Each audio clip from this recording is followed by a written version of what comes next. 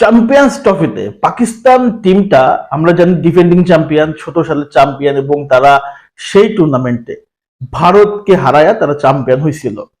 তবে সেই পাকিস্তান আর এই পাকিস্তান অনেক পার্থক্য। এই টিমের ভিতরে যথেষ্ট মানে ম্যাচ উইনার আছে, কিন্তু কনসিস্টেন্ট যে জায়গাটা সেটা কিন্তু দেখতেছি না। বিশেষ করে যে জায়গাটা সবচেয়ে বেশি দুর্বল মনে হচ্ছে আমার কাছে, যে বোলিং লাইন আপটা, যেখানে শাহিন শাহ আফ্রিদি এবং নাসিম শাহরা তাদের আগের রিদম ফিরে পাচ্ছে না, এবং শাহিন শাহ আফ্রিদির বলে যেন আগের সে ধারটা নাই।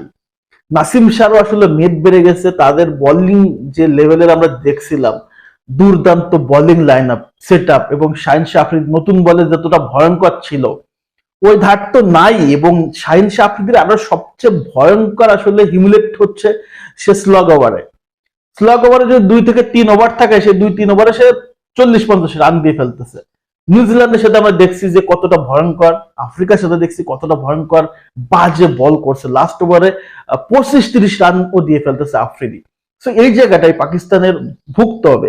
পাকিস্তানের কখনো কোনোদিন পেস বোলিং এর অভাব পড়ে নাই। Pace bowling, not only pace bowling, বোলারের অভাব পড়ে নাই, কিন্তু এই মুহূর্তে মনে হচ্ছে যে ভয়ঙ্কর লেভেলের বোলিং সমস্যা।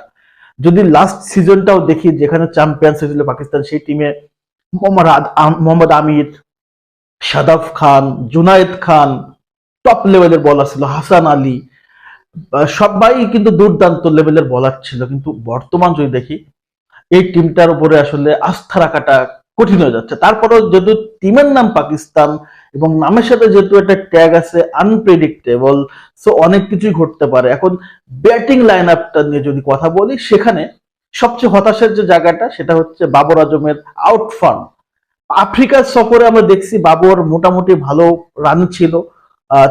ওয়ানডেতে 2টা 50 করছে, টেস্টে 3টা 50 করছে, মোটামুটি 5টা 50 করে আসছে। কিন্তু আবারও ঘরের মাঠে এসে আবারও আসলে বিবর্ণ বাবর আজম। ওয়েস্ট ইন্ডিজ সিরিজেও আসলে বিবর্ণ, এবং যেটা হয়ে গেল ত্রিদেশীয় সিরিজ, সেখানেও বিবর্ণ বাবর আজম।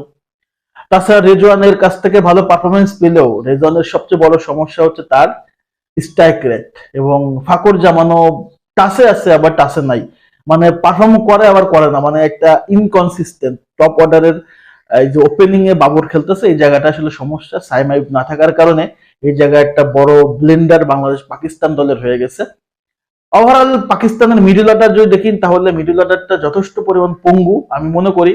তায়েব তাহের বলেন, সেখানে ফাহিম আশরাফ বলেন, সেখানে যদি দেখেন যে আপনার হচ্ছে খুশদিল শাহ, এদের কাছ থেকে আপনি কারোর কাছ থেকে ভালো সাপোর্ট পাবেন না। আর মিডল অর্ডারে একটা প্লেয়ারের উপর ভরসা রাখতে পারেন, সেটা হচ্ছে আপনার সালমান আলী আগা। তাছাড়া কিন্তু আলটিমেটলি খুব একটা ভালো আমি দেখতেছি না পাকিস্তানের কাছ থেকে। আর যদিও বা ভালো করে ফেলে মিডল অর্ডার, কিন্তু ওই যে বল অনেক বেশি তারা হচ্ছে নষ্ট করে ফেলতেছে, অর্থাৎ স্ট্রাইক রেটের সমস্যাটা আমরা কিন্তু দেখতে পারতেছি। তো এই পাকিস্তান আলটিমেটলি চ্যাম্পিয়ন্স ট্রফিতে গ্রুপ তাদের আছে ভারত, নিউজিল্যান্ড, বাংলাদেশ। জানি না কতদূর যাবে, তবে এই পাকিস্তানকে নিয়ে স্বপ্ন দেখা যায়। তবে স্বপ্ন দেখতে গেলে এই টোটাল টিম কম্বিনেশনকে অবশ্যই পারফর্ম করতে হবে। যদি পারফর্ম করতে পারে, পাকিস্তানের পক্ষে যে কোনো কিছু করা সম্ভব। লেটস সি কি হয়, দেখা যাক। আফ্রিকার সাথে যেমন একটা ম্যাচ খেলছিল পাকিস্তান, তেমন একটা ম্যাচ খেলতে হবে প্রত্যেকটা ম্যাচই।